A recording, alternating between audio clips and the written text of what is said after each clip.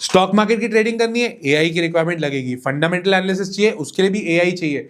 Technical analysis के लिए भी एआई आजकल यूज हो रहा है। और तो और आपके जो बिजनेसेस हैं उसके सॉल्यूशंस के लिए भी एआई ड्रिवन एप्स हैं, एआई ड्रिवन सॉल्यूशंस हैं। इन सारी चीजों के ऊपर सीए श्रेयस धारकर के साथ में एक अच्छा खासा फ्रूटफुल कॉन्वर्सेशन हुआ है, जो कि एआई के मास्टर हैं, जो कि अपनी वेंचर में एआई से बिजनेस सॉल्यूशंस प्रोवाइड कर रहे हैं। ये पॉडकास्ट आप लोगों के बहुत काम आने वाला है। एआई का जमाना है, फ्यूचर भी वही है। Watch till the end, I am bet that you will definitely enjoy it. Let's begin the podcast. Stock market में अगर किसी को फंडामेंटल या टेक्निकल एनालिसिस करना है तो क्या उसके लिए भी एआई टूल्स हैं? यूजुअली ये प्रॉब्लम अभी दिख रही है कि मार्केट में ऐसे बहुत लोग हैं जिनको इन्वेस्टमेंट करना है, फंडामेंटल टेक्निकल एनालिसिस का नॉलेज नहीं है, बट उनको इन्वेस्टमेंट करना है। तो क्या एआई उसमें हेल्प कर सकता है क्या? बिल्कुल, एआई आपकी हेल्प करेगा निखिल। उसमें स्क्रीनर एप्लीकेशन एक है, screener.ai। आप उसमें जाइए, आपके सवाल पूछिए। स्क्रीनर के पास स्टॉक एक्सचेंजेस में सबमिट किए हुए हर डॉक्यूमेंट का एक्सेस है। वहाँ से, क्योंकि ये पब्लिक डॉक्यूमेंट्स है तो कोई भी एक्सेस कर सकता है, वहाँ से वो डेटा पुल करता है, एनालाइज करके आपको बताता है और आपके सवालों के प्रिसाइज जवाब वो आपको देता है। तो मतलब screener.ai पे जाओ और वहाँ पे अपना क्वेश्चन पूछ लो। तो उसमें भी प्रॉम्प्ट आपको बहुत प्रॉपर डालना पड़ेगा या रैंडमली भी आप डाल सकते हो?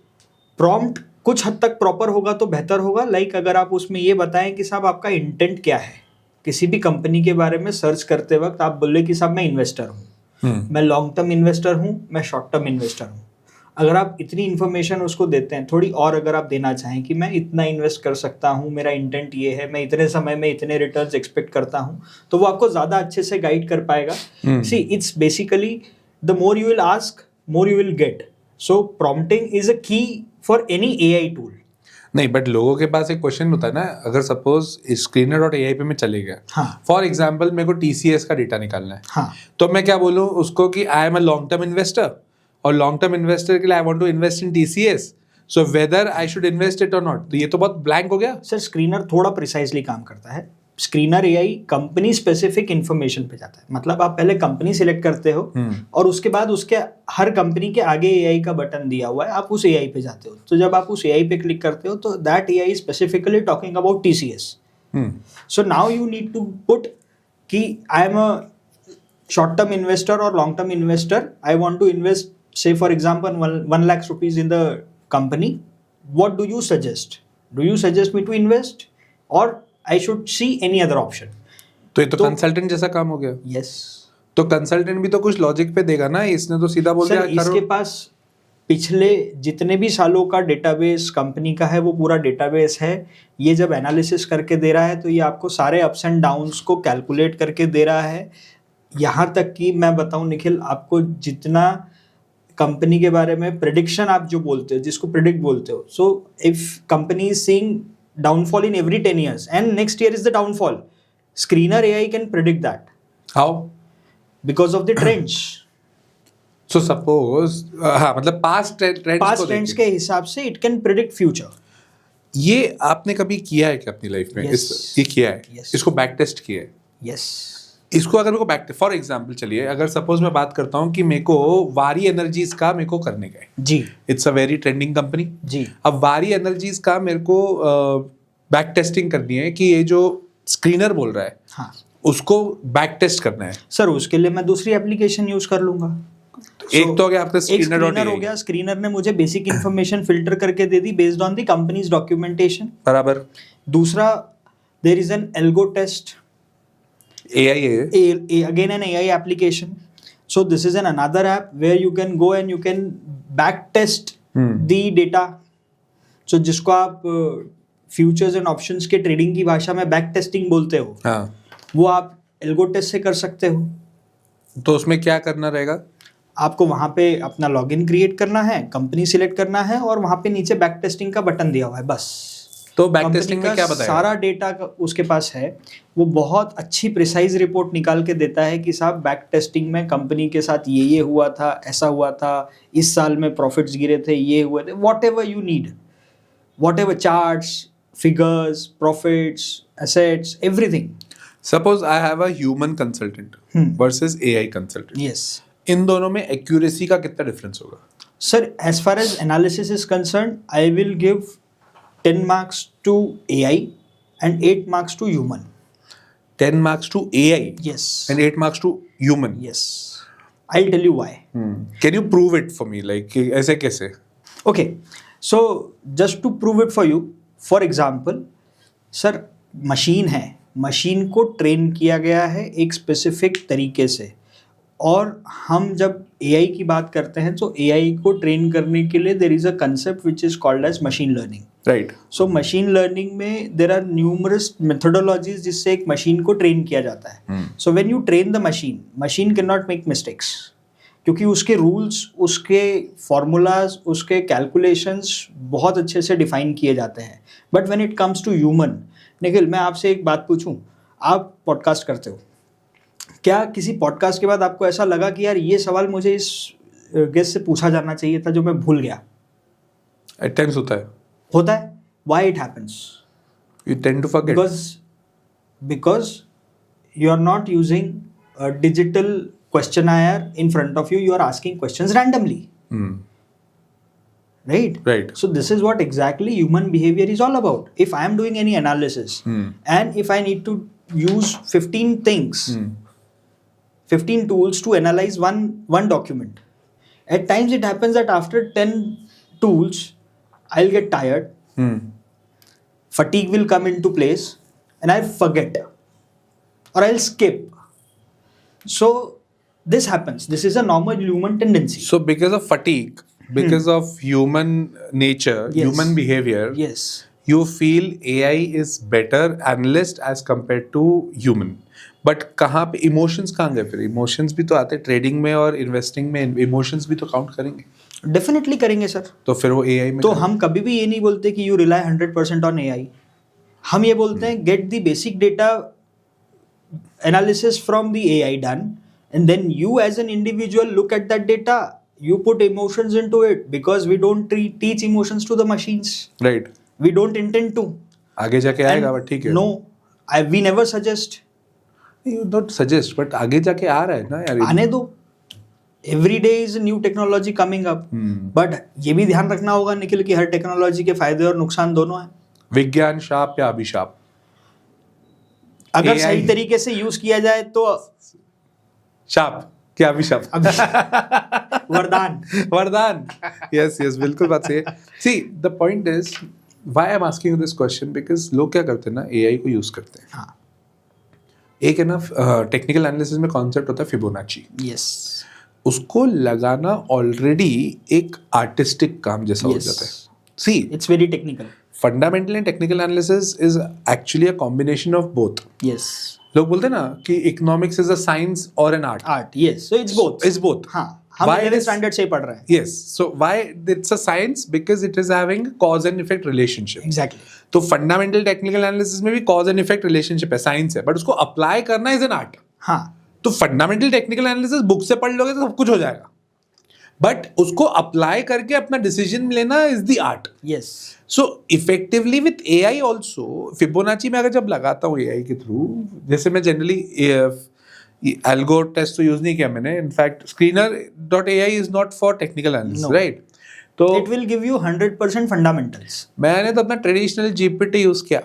ठीक है. वो ट्रेडिशनल GPT को बोला वारी एनर्जीज का मेरे को तो फिबोनाची निकाल के दे. कर देगा सर वो. ठीक है, that was just my testing view. कर देगा. करना तो मेरे को आता है, तो मैं वो अपने हिसाब से कर लूंगा, बट वो कर दिया उसने, but it was not right. हाँ भाई, बिकॉज या उस मैं ऐसा नहीं बोलूंगा उसका नहीं राइट नहीं था. आई वुड रादर से कि उसके और मेरे फिबोनाची के जो मैंने लेवल्स बनाए थे उसमें डिफरेंस थे. डिफरेंसेस. यस. हाँ, ऐसा होता है क्योंकि when you are applying Fibonacci, you might have taken some assumptions.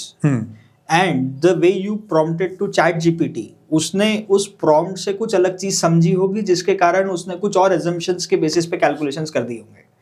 And their differences can come. Apart from that, AI tools की आज जो एक सबसे बड़ी limitation है वो है उनका hallucinations. और वो इतने confidently करते हैं कि वो बोलेंगे कि आप गलत हो, मैं सही हूँ. ओह, तो ये हेलुसिनेशन अगर टेक्निकल और फंडामेंटल एनालिसिस में आया तो गया. तो गया. Complete fail. So we never suggest 100% usage of AI tool. We always suggest कि AI tools को आप use करो for references. यार ऐसा कोई कर थोड़ी रहा है. आज अगर अपन कॉलेजेस में जाओ, हाँ. आज अपन कंपनीज में जाओ, हाँ. चल ठीक है, कंपनीज में एम्प्लॉयज़ हैं, एम्प्लॉयज़ के ऊपर उनके फिर बॉसेस हैं, तो उनका विजिलेंस थोड़ा ज़्यादा रहता है। कॉलेजेस में जाओ, सारे असाइनमेंट बनते हैं एआई के थ्रू, हाँ, ठीक है। उसके बाद में बहुत सारे असाइनमेंट्स के अलावा बहुत सारे लोग होमवर्क कर देते हैं पर एआई आपको पता है कॉलेजेस में जब वो असाइनमेंट्स चेक होते हैं तब टीचर्स के पास टूल्स अवेलेबल है जो ये चेक कर सकते हैं कि असाइनमेंट में कितने % एआई यूज हुआ है। और कई सारे कॉलेजेस में गाइडलाइंस आ चुकी है कि अगर कोई असाइनमेंट 60, 50, 40% या 30% से ऊपर एआई यूज करके बनाया गया है तो उस असाइनमेंट को रिजेक्ट कर दिया जाए। अच्छा, जी, बट व्हाट्स रॉन्ग? हाँ मतलब ठीक है, मेरे हिसाब से यूज़ कर रहे हो आप अपनी जगह पे, बट उसको यूज़ तो करना ही चाहिए ना। सर यूज करना सिखाना चाहिए, पर क्या हो रहा है निखिल, असाइनमेंट्स क्यों होते हैं कॉलेजेस में, स्कूल्स में? असाइनमेंट्स क्यों दिए जाते हैं? ताकि बच्चों में वो एक लेवल की लर्निंग्स हाँ फ्लोट हो। बिल्कुल बात सही है। अब एआई के कारण क्या हो रहा है, if students are allowed to use AI in their projects, what they are doing is they are just giving a prompt, AI is generating a response and they are just copy pasting that response. अगर वो उसको पढ़ भर लें और उससे वो जो सीखना चाहते हैं वो सीख भर लें तो कोई दिक्कत नहीं है। नहीं बट चल ठीक है, let's come back to our point of, Yes. ठीक है, दैट इज स्टॉक मार्केट में अगर कोई यूज करा है, if we can not rely on AI. अब ऐसे बहुत सारे टूल्स मैंने भी देखे मार्केट में जो बोलते हैं कि यार आप तो हमारा टूल यूज करो, हमारा एआई ही आपको जवाब दे देगा कि इन्वेस्ट करना है या नहीं करना चाहिए। बिल्कुल, उसके ऊपर भी 100% रुकना चाहिए या नहीं, 100% उसके ऊपर ट्रस्ट रखना चाहिए या नहीं। सर मैं फिर भी आपको बोलूंगा कि एक बार उसके ऊपर सोचना चाहिए। देखो शेयर मार्केट के ऊपर आज एआई की हम बात कर रहे हैं, आप जी बिजनेस पे जाते हो, अनिल सिंघवी जी सालों से ये काम कर रहे हैं, सालों से वो सुबह 9 बजे चालू होते हैं, 8 बजे, हाँ, जो भी है, 8 से 8:30, हाँ जो भी है उनका टाइम है, जितनी भी बजे सर आते हैं, विद ड्यू रिस्पेक्ट, मतलब कोई ऑफेंसेस नहीं उनके अगेंस्ट में, पर वो हर बार कुछ बोलते हैं ये शेयर परचेस करो। सो क्या वो शेयर 100% ऊपर जाता है? कई बार उनकी दी हुई टिप्स जो इतने सालों से एक्सपर्ट है और आपको और मुझे तो पता भी नहीं वो बैकएंड पे कितने एनालिटिकल टूल्स का इस्तेमाल कर रहे हैं जिसके बाद वो टिप निकल के आ रही है, पर फिर भी वो गलत होती है। सो माय पॉइंट इज कि किसी भी share market is absolutely a risk. नहीं, इसमें I will correct you a bit, क्योंकि because we are talking for a person, तो जितना मैंने उनको देखा है ना, he just gives you the overview of what has happened in the world in the last night, क्योंकि 8 से 8:30 मैं उनको रेगुलर सुनता हूँ। तो उनका फंडा बहुत सिंपल है कि 8 से 8:30 के बीच में मैं ये बता दूंगा कि मार्केट में ओवरऑल चल क्या रहा है। नहीं एग्जैक्टली, इसलिए मैंने 9 से बोला, 9 बजे से उनका पूरा शो चालू होता है, जिसमें उनके I follow him very regularly. हाँ, जिसमें उनके वो सारे पैनलिस्ट बैठते हैं, वो हाँ, उनके पैनलिस्ट देते हैं, पैनलिस्ट देते हैं, वो कई बार हाँ, खुद भी देते हैं, राइट, एट Like टाइम्स अगर वेरी रेयर। हाँ, जैसे उनका एक सेक्शन था उसी प्रोग्राम में आज के 2000, हाँ, तो उसमें वो एक Right, टिप उनकी right, दिया करते थे जो वो खुद एनालाइज करके बताते थे, पिक देते थे पिक देते थे, पिक ऑफ द डे या इस तरह की चीजें, आज के 2000, कल के आज के 2000 और कल के 2000 इस तरह के उनके आते हैं। तो पॉइंट इज कि मैं किसी को ब्लेम नहीं कर रहा हूँ, पर share market is always a game of risk. So if you are investing in share market, risk is already there. So ये एज्यूम करना कि कोई भी एआई टूल या कोई भी एनालिस्ट या कोई भी इंडिविजुअल उसको 100% एक्यूरेसी के साथ प्रिडिक्ट कर पाएगा, ये प्रॉब्लम है सर। सो इसको मैं थोड़ा नटशेल में लेके जाता हूँ। See why I am telling you this again and again, because I think कि हमें ये वाली चीज़ को थोड़ा सा सतर्क लेके इसलिए करना चाहिए, because we are talking for a personality. So now what he does, he is actually a person who is guiding people for different segments, Yes. and he's guiding phenomenally. Yes, phenomenally. He's हाँ, doing it phenomenally. No doubt about his capabilities. Right. तो उसमें वो जो काम कर रहे हैं उसमें वो बेसिकली लेवल्स बता देते हैं। लेवल्स बताने के बाद में he gives a perfect disclaimer on the same कि उसके stop losses भी आते हैं। Yes, so same AI can do it for you. So as you are taking say recommendations or you're taking suggestions from an analyst or a person who is expert in that area, you consider it as an expert. Yeah. But you should not expect that this should be right all the time. ये भी हो सकता है कि आपने किसी AI के suggestion के बेसिस पे कोई अमाउंट इन्वेस्ट किया and you may have some losses there. So you should be ready. So stop loss वाला कंसेप्ट आपको AI टूल भी बताएगा. So when AI tools is suggesting you any stock, so it will also suggest you the same way कि this is the current market price, this is the target price and this is the stop loss. Can you give me 3 AI tools which are recommending stocks. है ना 3 AI tools जो आपको बताएंगे कि कौन से stocks में इन्वेस्ट करना है। पहला यूट्रेड एल्गोस, ट्रेडट्रॉन और ट्रेड ब्रेन पोर्टल्स। ये तीनों दे देंगे। ये तीनों आपको स्टॉक सजेस्ट कर देंगे जिसमें आप इन्वेस्ट करें। एंट्री और एग्जिट भी बता देंगे।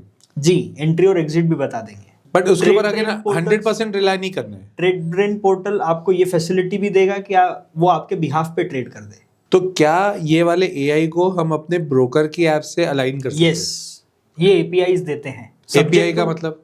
सर API वो चाबी होती है जिससे 2 अलग अलग वेबसाइट्स आपस में लिंक हो जाए। ये मैं सबसे आसान भाषा में समझा रहा हूँ आपको। ठीक है।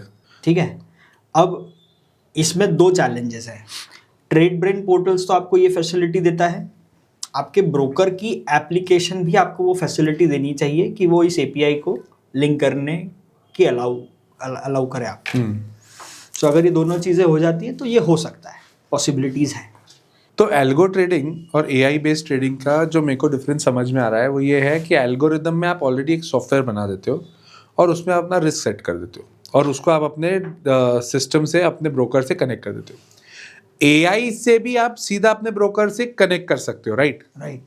तो AI जो आपके बाइंग सेलिंग आपको रिकमेंडेशन देगा और उसके बेसिस पे वो कर देगा। बट ये तो ज़्यादा रिस्की हुआ। नहीं हुआ, क्योंकि जब AI आप लिंक करोगे, हाँ, जब AI पे आप अकाउंट बनाओगे, जो मैं बोल रहा हूँ ट्रेड ब्रेन्स पोर्टल, सपोज मैंने एक पोर्टल यूज किया, हाँ, सो जब आप इस पोर्टल पे अकाउंट क्रिएट करोगे तो ये पोर्टल आपसे कुछ बेसिक सवाल पूछेगा। अग्रीड। ये उस भाषा में पूछेगा जो एक नॉर्मल इंडिविजुअल समझ पाता है। नहीं, let's come to one particular point. Can we rely 100% on AI? I never said that you can rely Exactly. 100% on AI. Exactly. तो मैं भी तो वही कहना चाह रहा हूँ। अगर suppose we can't rely 100% on AI, Yes. that means in that situation we have to be very peculiar when AI is trading. Obviously, see, observations तो आपको हमेशा रखने होंगे ना आपके पोर्टफोलियो पे। अगर आपने आपका portfolio, there are numerous managers who are managing your portfolio, जिनको हम पोर्टफोलियो मैनेजर्स बोलते हैं। अगर वो भी आपका पोर्टफोलियो मैनेज कर रहा है तो महीने में एक बार, 15 दिन में एक बार या दिन में एक बार तो आप आपका पोर्टफोलियो देखते ही हो ना। हाँ, सही है, देखते तो है। पर उस केस में वो आपसे एक हैवी फीस चार्ज करता है। हाँ, AI आपसे सिर्फ उतनी ही फीस चार्ज करेगा ना। तो पैसे ले ले यार, बट ढंग से ट्रेड तो बता। तो सर ढंग से बताएगा ना। हर चीज के पीछे कैलकुलेशंस होते हैं।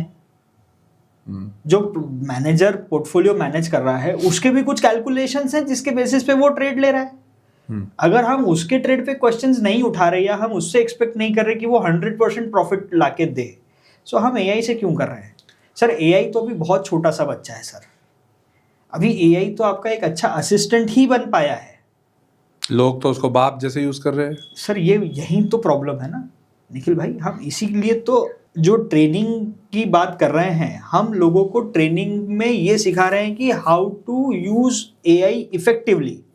ओके, ठीक है। मतलब एज पर यू उस AI को आप यूज करो, उससे ट्रेड करवाओ, बिल्कुल, उसको API के थ्रू कनेक्ट भी कर दो, बिल्कुल, बट उस पर विजिलेंस रखो। ऑब्वियसली बिना विजिलेंस के तो वो हो ही नहीं सकता।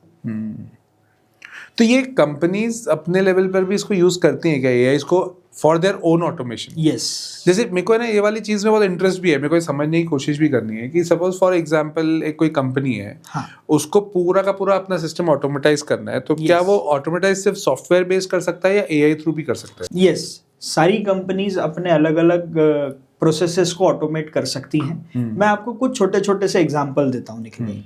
एक कंपनी के CFO साहब का फोन आया, उन्होंने बोला श्रेयस भैया हमारी प्रॉब्लम है कि हमारी मंथली क्लोजिंग होती है, लिस्टेड एंटिटी, बड़ी कंपनी, हर महीने इनकी क्लोजिंग प्रोसेस होती है और हमारी क्लोजिंग प्रोसेस में लगते हैं 10 से 12 दिन। क्लोजिंग आएगी?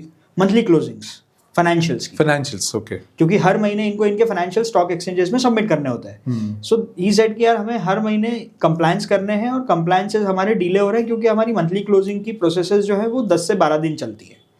31 को कुछ अगर क्लोज हो रहा है 31 जुलाई को, तो Yes. 10 से 12 अगस्त तक हमारा क्लोजिंग होगा। सो द पॉइंट इज कि क्या किसी तरह से हम इसको कम कर सकते हैं? मैंने बोला बिल्कुल कर सकते हैं सर। हमने उनके सिस्टम में एंट्री ली, 1 महीना उनकी क्लोजिंग प्रोसेस जो उनका अकाउंट्स डिपार्टमेंट करता है वो सारी स्टेप समझी। फिर हमने हमारे ऑटोमेशंस डिज़ाइन किए यूजिंग डिफरेंट टूल्स, और हमने अगले महीने की 29 तारीख को हमारे टूल्स उनके सिस्टम्स में डिप्लॉय कर दिए।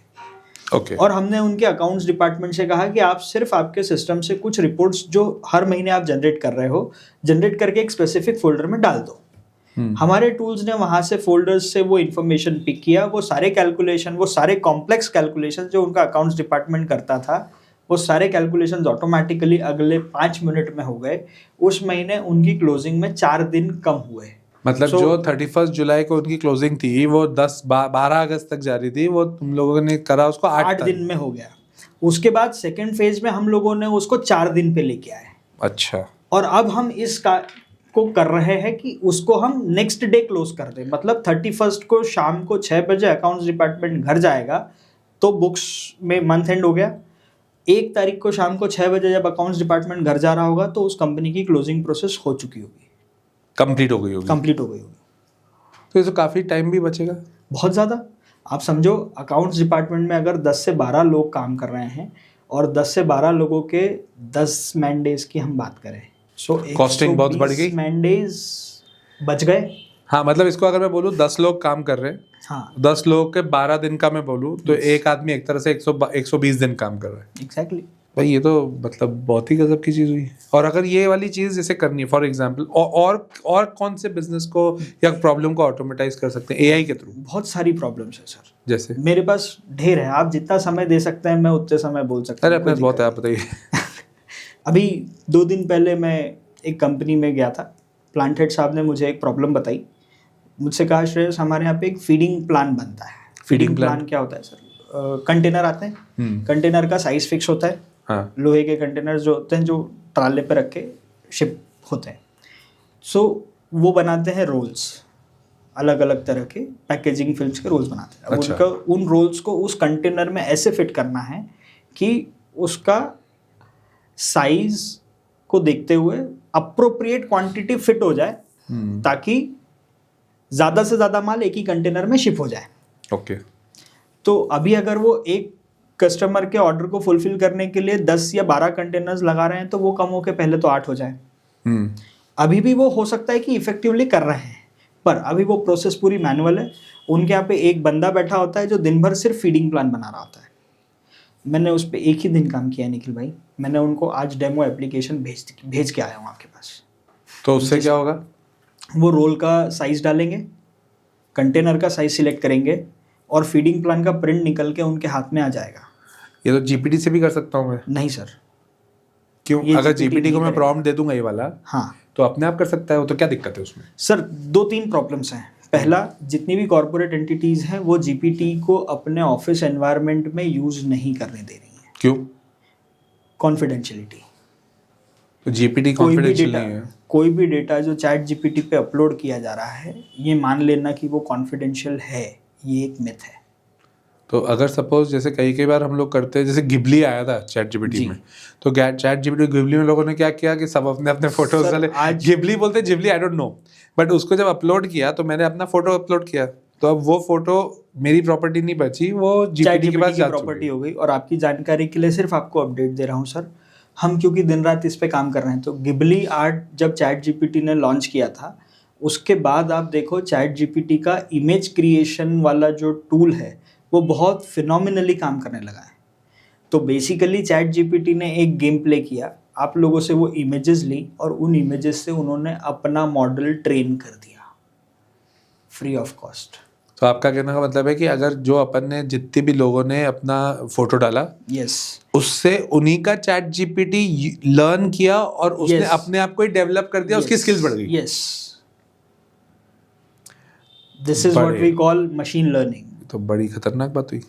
हाँ सर, और हम कभी भी जब हम सेशंस लेते हैं, लाइक आपको तो पता है I am taking sessions for ICI also, तो जब हम सेशंस लेते हैं तब हम हर सेशन में एक चीज़ बिल्कुल बोल्ड और इटैलिक्स में बोलते हैं कि आपका कोई भी कॉन्फिडेंशियल डेटा चैट जीपीटी पे अपलोड मत कीजिए। एक तो पहले बताओ बोल्ड और इटैलिक्स में बोलते कैसे हैं? हम बोलते हैं सर, हम बोल्ड में और इटैलिक्स में वॉइस मॉड्यूलेशन से आवाज को दमदार करके बोल्ड कर देते हैं और उसकी वॉइस मॉड्यूलेशन से उसको इटैलिक्स कर देते हैं, हिल के ऐसे यूं करके। नहीं तो ये बात सही है कि कॉन्फिडेंशियल जितने भी डॉक्यूमेंट्स हैं आपको नहीं डालने चाहिए। लाइक मैं बताऊं, हम कई सारे लोगों को देखते हैं बैंक स्टेटमेंट्स उठा के एज इट इज डाल देते हैं। डालते हैं यार, मतलब आप मेरे उसको ब्रदर ने redact किया करो, हुआ है। हाँ, आप उसको ब्लैकन करो। कंपनी की information specially after DPDP, what is DPDP? Data digital personal data privacy act, ये एक इंडिया नया में लॉ आ गया सर, 2023 में आ गया। अभी उसके रूल्स आ गए हैं और हर चार्टर्ड अकाउंटेंसी फर्म के ऊपर एप्लीकेबल होने वाले हैं। मतलब और- थोड़ा इसको इलैबोरेट करो। हाँ सर, एक लॉ आ गया है digital personal data privacy act. ये एक्ट बोलता है कि अगर आप कोई भी डिजिटल पर्सनल डेटा आप डील कर रहे हो किसी भी इंडिविजुअल का या किसी भी कंपनी का, आपको उसकी 100% कॉन्फिडेंशियलिटी रखनी है। अगर वो कॉन्फिडेंशियलिटी ब्रीच होती है, वो डेटा कहीं लीक होता है, तो जिस ऑफिस जिस ऑर्गेनाइजेशन से वो डेटा लीक हुआ है उसके ऊपर 250 करोड़ तक की पेनल्टी लग सकती है। आप सोच रहे हो? और वो 250 करोड़ की पेनल्टी ऑर्गेनाइजेशन के साइज के हिसाब से नहीं लगाई जाएगी। वो 250 करोड़ की पेनल्टी Flat. डेटा क्या लीक हुआ है इसके हिसाब से लगाई जाएगी। ये वाली चीज इंडिया में एप्लीकेबल करेंगे कैसे? हो गई यूज कर रहे हैं क्या लोग कर रहे हैं क्या इसको? सर, डीपीडीपी के लॉ रूल्स नोटिफाई हो चुके हैं। अगले कुछ समय में धीरे धीरे, अभी ये फर्स्ट फेज में एप्लीकेबल हुआ है। लाइक जितने आपके टेलीकॉम कंपनीज और बड़ी टॉप नॉच कंपनीज है उनके ऊपर ये एप्लीकेबल हो चुका है। स्लोली एंड ग्रेजुअली इसकी स्केल नीचे आने वाली है। बहुत जल्दी ये सीए फर्म्स पे भी आने वाली है और हर उस ऑर्गेनाइजेशन पे आने वाली है जो दूसरे किसी भी एंटिटी का डेटा प्रोसेस करती है। सीए के ऊपर कैसे आएगा? सर सीए आप देखो क्लाइंट्स का कितना कॉन्फिडेंशियल डेटा यूज कर रहे हैं। आपके ऑफिस में पैन कार्ड से लेकर आधार कार्ड से लेकर हर वो इन्फॉर्मेशन है आपके क्लाइंट की। आधार कार्ड कोई कॉन्फिडेंशियल इन्फॉर्मेशन तो नहीं बची अब? मतलब सर प्रैक्टिकली और थियोरेटिकली तो चीजें अलग है ना। प्रैक्टिकली मैं बोल रहा हूँ, प्रैक्टिकली कहाँ है कॉन्फिडेंशियल अब वो? कोई बात नहीं, पर पैन कार्ड तो है, बैंक स्टेटमेंट्स तो हैं, बैंक ऑडिट statement है। रिपोर्ट्स तो है, इनकम टैक्स रिटर्न्स तो है। तो इसको फिर एआई के थ्रू कैसे बचाए? मतलब अगर सपोज मेरे को ऐसा कर सकता हूँ क्या मैं कि मेरे जो डॉक्यूमेंट्स हैं वो एआई को ऐसा गार्ड बना दूं कि तू ये वाले डॉक्यूमेंट्स को किसी के बाहर मत भेजना? सर ऐसा नहीं हो सकता। जैसे लॉकर होता है ना, लॉकर, हाँ। लॉकर की जगह गार्ड बना सकता हूँ क्या एआई को? गार्ड रेल्स उसमें आ सकती हैं पर अभी वो स्टेज नहीं आई है। अच्छा, एआई अभी उतना, वही बोल रहा हूँ, उतना परिपक्व नहीं है कि इन सब चीजों को समझ के काम कर सके। मतलब अगर मैं बना दूं तो फ्यूचर वो- यस, मैं ये वाले गार्डिंग का बना दूं तो नया स्टार्टअप बन सकता है। पर वो गार्डिंग वाला जो एआई आप बनाओगे वो डेटा को किसी और तरीके से लीक नहीं करेगा, इसकी क्या गारंटी लोगे आप?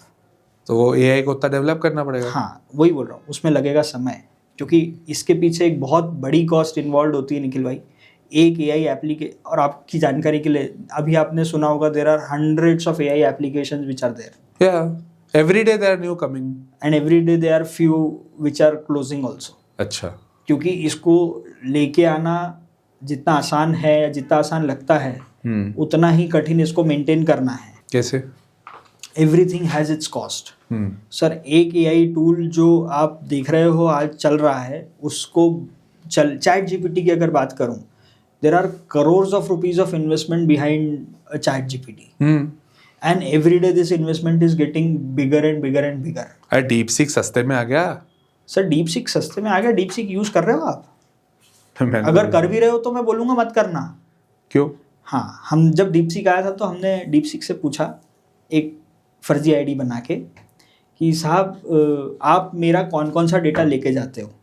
सो डीप सीक रिप्लाइड कि मैं आपके फ़ोन, आपके जो भी डिवाइसेस हैं उसके पासवर्ड्स, उसके अंदर की इमेजेस, उसके अंदर की फाइल्स और वो सारी चीज़ें जो आपके सिस्टम पे है मैं सब लेके जाता हूँ। अच्छा, यस, मैं सबको एक्सेस करता हूँ। तो फिर ऐसे तो कुछ भी सेफ नहीं बचा।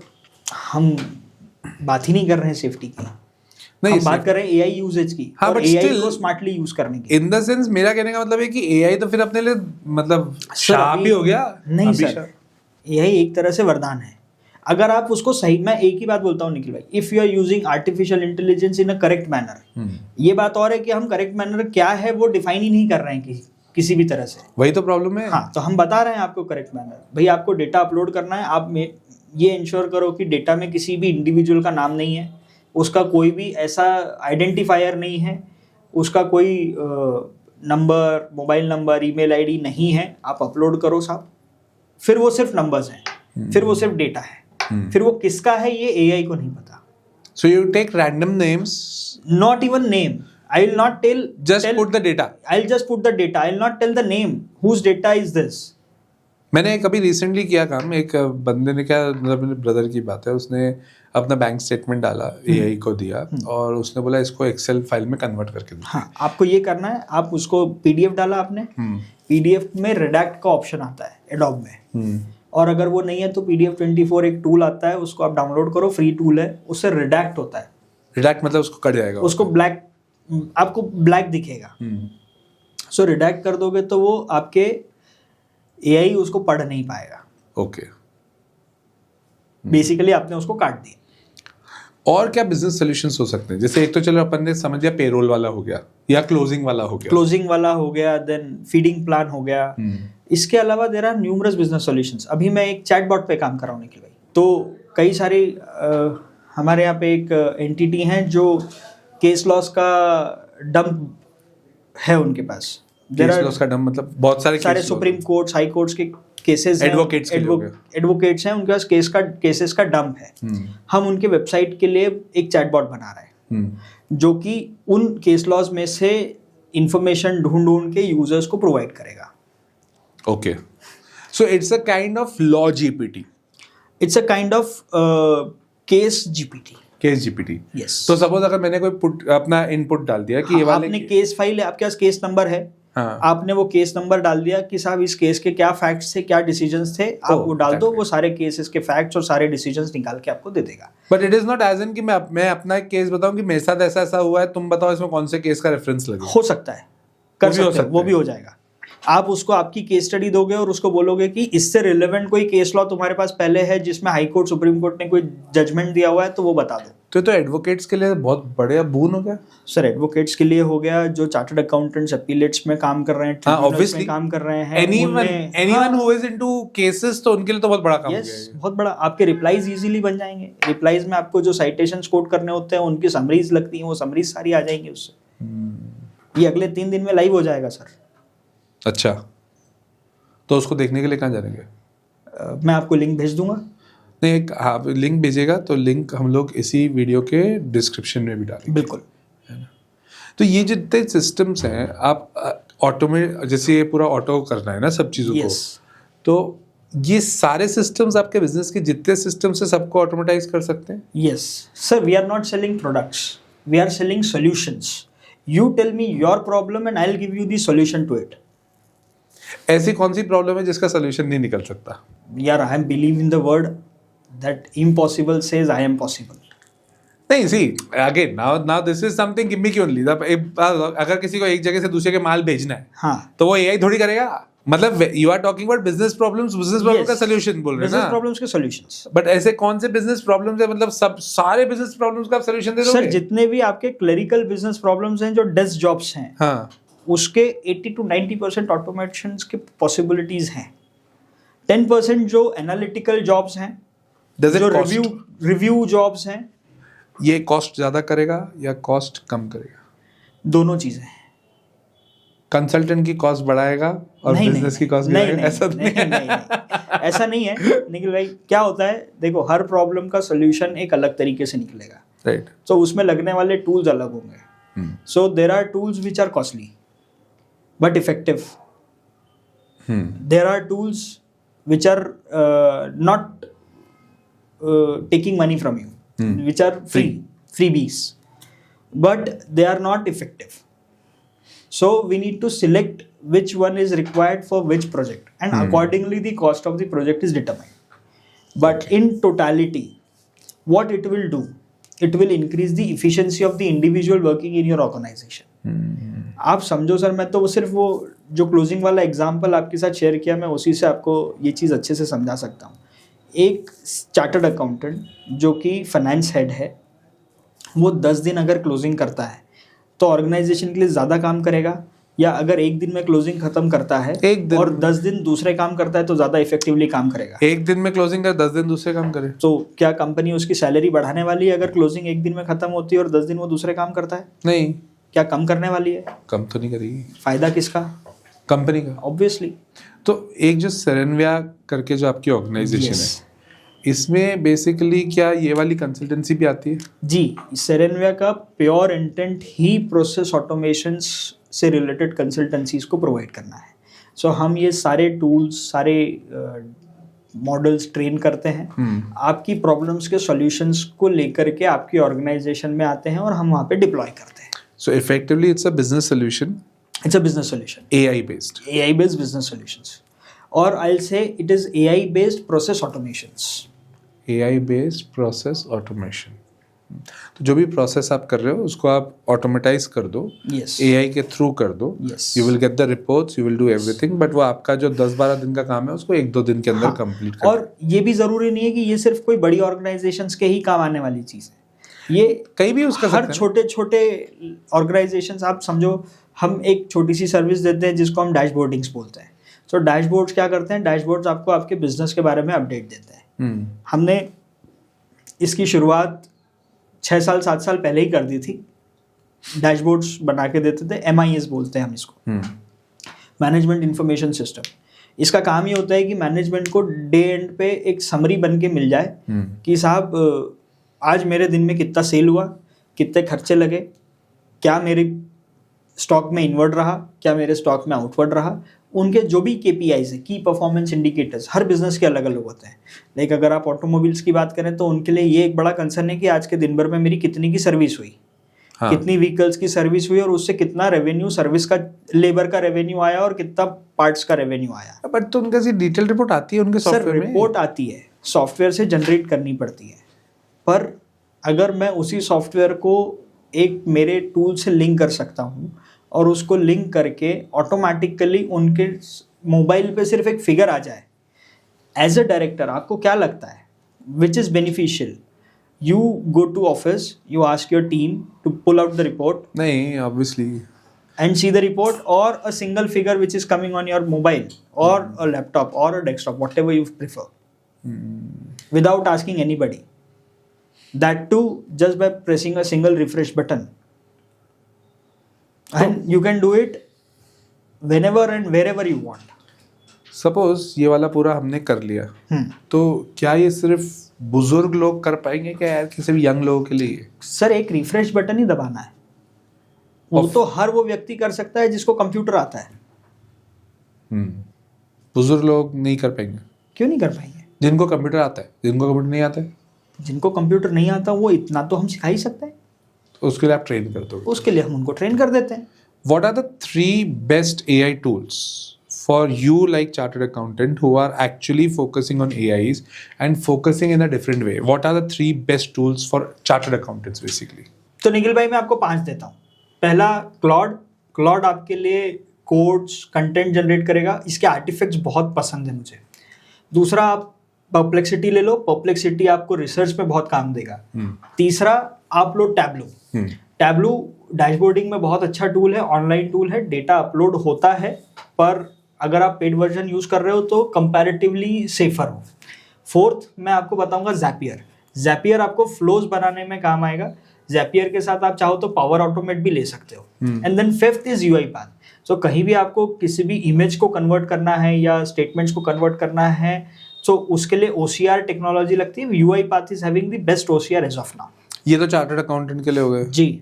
एनी 3 बिजनेस लोगों के लिए जो बिजनेस कर रहे हैं, हाँ, उनके लिए 3 सबसे बढ़िया AI कौन से? सर मैं आपको देता हूँ ऑटर आपके लिए मीटिंग्स को रिकॉर्ड कर लेगा। मैं आपको देता हूँ ग्रामरली, आप ड्राफ्टिंग कर रहे हो, ड्राफ्टिंग में आपकी हेल्प कर देगा। और मैं आपको दूंगा कोपायलट सर, कोपायलट की खास बात यही है, MSO के साथ इंटीग्रेट होके आता है। MSO के माइक्रोसॉफ्ट ऑफिस। सो माइक्रोसॉफ्ट ऑफिस का जो लेटेस्ट वर्जन आ रहा है उसके साथ कोपायलट इनबिल्ट होके आ रहा है। सो पॉइंट इज कई सारी ऑर्गेनाइजेशंस हैं जो ना ChatGPT अलाउ करती है, ना क्लॉड अलाउ करती है, ना परप्लेक्सिटी अलाउ करती है, ना कोई AI टूल अलाउ करती है, पर उनके पास माइक्रोसॉफ्ट का पूरा एनवायरनमेंट होता है and they are allowing copilot in their organizations. तो जिन ऑर्गेनाइजेशंस में कुछ नहीं चलता आप वहाँ पे कोपायलट भी यूज़ कर सकते हो। निखिल भाई 1-2 दिन की AI पे ट्रेनिंग कंडक्ट की थी हमने कंपनी में, और वहाँ पे कोई AI टूल कंपनी के अंदर चलाना अलाउड ही नहीं है उनके एनवायरनमेंट के अंदर। हमने सिर्फ कोपायलट यूज़ करके 2 दिन की AI की ट्रेनिंग दी है, और वहाँ के एम्प्लॉयज़ उसके बाद मेरे को आज तक मैसेज आते हैं और फ़ोन आते हैं, सर अगर ये आपने नहीं सिखाया होता तो मैं 5 घंटे का काम 1 घंटे में नहीं कर पा रहा होता।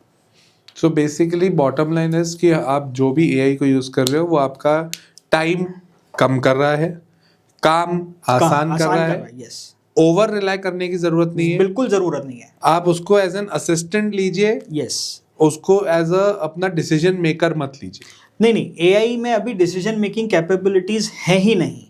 वो आपके लिए आपके काम को करके दे देगा। वो काम जो आप आपकी टीम से करवाते हो और आपकी टीम करने में 2 से 3 दिन का समय लेती है, एआई एप्लीकेशंस वो काम आपको 2 से 3 घंटे में करके देने की कैपेबिलिटीज रखती हैं, subject to you check the data prepared by artificial intelligence, any tool, whatever tool you are using. We always recommend that a human should intervene and check all the data generated by artificial intelligence. That's amazing thought also. ठीक है, ये तो बहुत बढ़िया था Shreyas. It is actually मतलब बहुत ज़्यादा इंसाइटफुल रहा, because we started from AI in stock market, AI in trading, AI के किस तरह से अपन यूज़ कर सकते हैं to get your fundamental and technical analysis right, and it is actually fruitful for the people who are doing their own business also, in fact the persons who are into job. Yes. तो ये पूरा का पूरा जो comprehensive आपने AI के बारे में बताया, thank you for that, and thank you for coming on my show, and I wish you all the best for your new venture Serenvia. It's an amazing thing to focus on, and the way you're working, you're just giving the solutions of business very quickly, and plus AI को use करके आप उसको एक setup बना के दे रहे हो ताकि उनके business सही हो. So I wish you all the best for your new venture, and thank you for coming on my show. It was amazing talking to you. Thank you, Nikhil. Thank you for calling me to your show. It was nice talking to you. पता ही नहीं चला समय कब निकल गया, and मुझे बहुत मजा आया. Thank you very much for calling. Thanks a lot.